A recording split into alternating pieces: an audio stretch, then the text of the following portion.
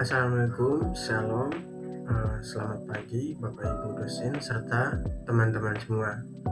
Perkenalkan, nama saya Arvinus Pramatus Ngabut dengan NIM 24831148. Saya dari program studi Teknik Komputer dari Universitas Amikom Yogyakarta.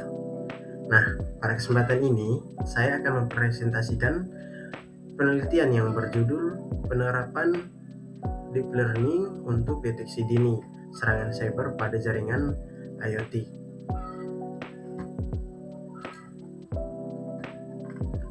Oke, pada presentasi kali ini saya akan membahas 5 bagian utama. Nah, yang pertama, latar belakang dan rumusan masalah. Kedua, metodologi penelitian beserta flowchart penelitian. Ketiga, metode yang saya gunakan serta perbandingan dengan IDS tradisional. Dan yang terakhir nanti ada tools dataset, manfaat penelitian, serta kesimpulan. Oke, latar belakang dan masalah. Internet of Things atau IoT berkembang sangat pesat dan telah diterapkan pada berbagai bidang seperti rumah pintar, industri, kesehatan, dan transportasi. Namun, semakin banyak perangkat IoT yang terhubung ke internet, maka semakin besar pula peluang terjadinya serangan cyber. Selain itu, perangkat IoT memiliki keterbatasan daya, komputasi, dan memori sehingga sulit menerapkan sistem keamanan yang kompleks. Di sisi lain, metode deteksi tradisional juga masih memiliki keterbatasan dalam mendeteksi serangan baru. Karena itu, diperlukan pendekatan yang lebih cerdas dan adaptif, yaitu menggunakan deep learning untuk mendeteksi serangan sejak dini.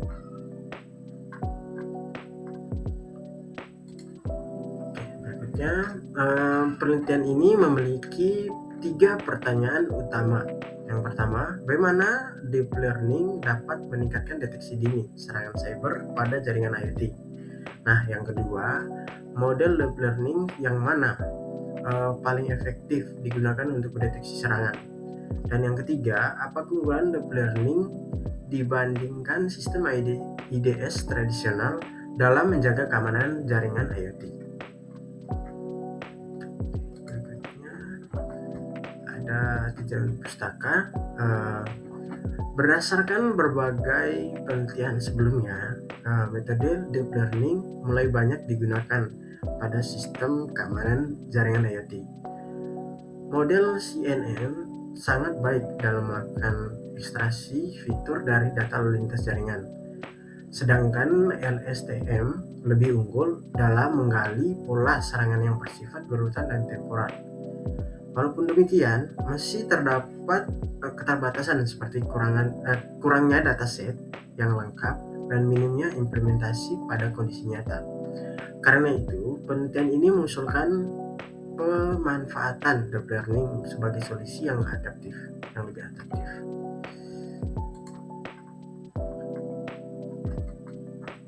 Berikutnya, kerangka penelitian.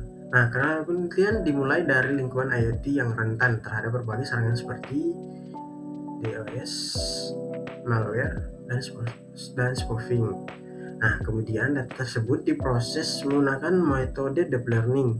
Deep learning seperti DNN, CNN, dan LSTM. Nah, selanjutnya sistem akan melakukan proses deteksi dan menghasilkan peringatan dini terhadap aktivitas yang terindikasi sebagai serangan. Nah, keberhasilan model akan diukur menggunakan nilai akurasi, presisi, dan recall. Oke, berikutnya ada metodologi penelitian. Metode penelitian dimulai dengan pengumpulan data trafik jaringan IoT. Nah, selanjutnya dilakukan pre-processing seperti pembersihan data, normalisasi, dan ekstraksi fitur agar data siap digunakan. Nah, setelah itu, model deep learning dilatih menggunakan dataset yang telah diproses. Tahap terakhir adalah evaluasi performa model menggunakan beberapa metrik seperti akurasi, presisi, recall, dan F1 score. Oke, berikutnya ada flowchart penelitian. Nah, flowchart penelitian terdiri dari 3 tahapan utama. Tahapan pertama yaitu akuisisi data dan pre-processing. Nah, tahap kedua yaitu proses pelatihan model deep learning serta validasi untuk mendapatkan model terbaik. Dan tahap ketiga adalah pengujian model serta deployment sehingga sistem mampu melakukan deteksi dini terhadap serangan pada jaringan IoT. Oke, berikutnya metode deep learning. Nah, penelitian ini menggunakan 3 model deep learning. Model pertama adalah Deep Neural Network atau DNN yang digunakan untuk mengenali pola umum dari data jaringan. Lalu model kedua adalah Convolutional Neural Network atau CNN yang mampu melakukan ekstraksi fitur secara otomatis.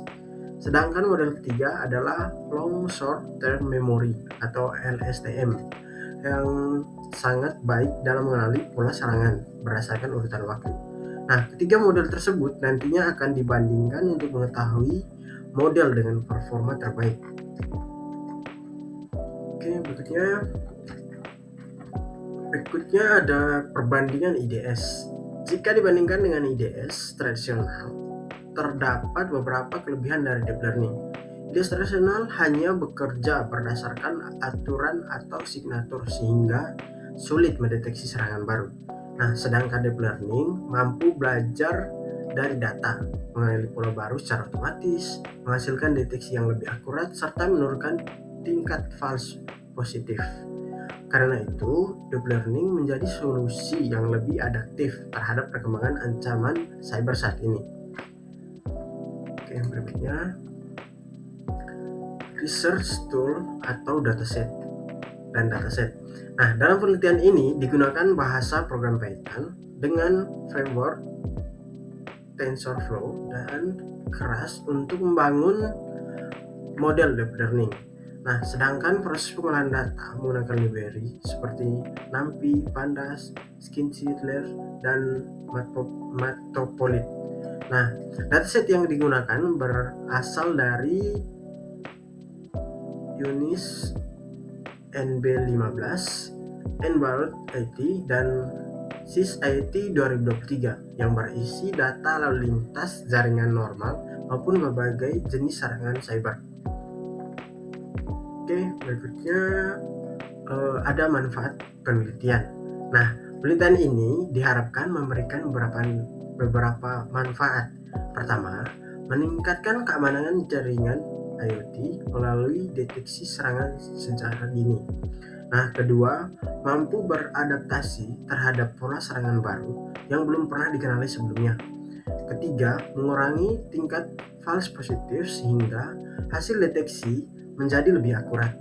Dan yang terakhir, meningkatkan keandalan jaringan IoT agar dapat digunakan secara lebih aman dan berkelanjutan. Oke, berikutnya ada kesimpulan berdasarkan perkembangan yang telah disampaikan. Dapat disimpulkan bahwa deep learning memiliki potensi besar dalam meningkatkan kemampuan deteksi dini serangan cyber pada jaringan IoT. Nah, model seperti CNN dan LSTM mampu mengenali pola serangan yang kompleks dengan tingkat akurasi yang lebih baik dibandingkan metode konvensional. Nah, melalui pendekatan ini diharapkan dapat dikembangkan sistem keamanan jaringan IoT yang lebih cerdas, adaptif, dan andal.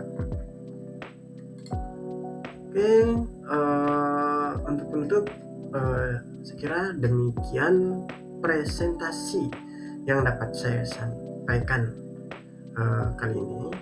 Terima kasih atas perhatiannya Bapak Ibu dosen serta teman-teman semua. Apabila terdapat salah kata atau yang kurang berkenan dari saya untuk teman-teman, saya mohon maaf. Apabila dapat ada pertanyaan maupun saran, saya dengan senang hati akan menjawabnya. Kalau ada yang mau bertanya, silahkan lewat kolom komentar. Terima kasih. Wassalamualaikum warahmatullahi wabarakatuh. Salam.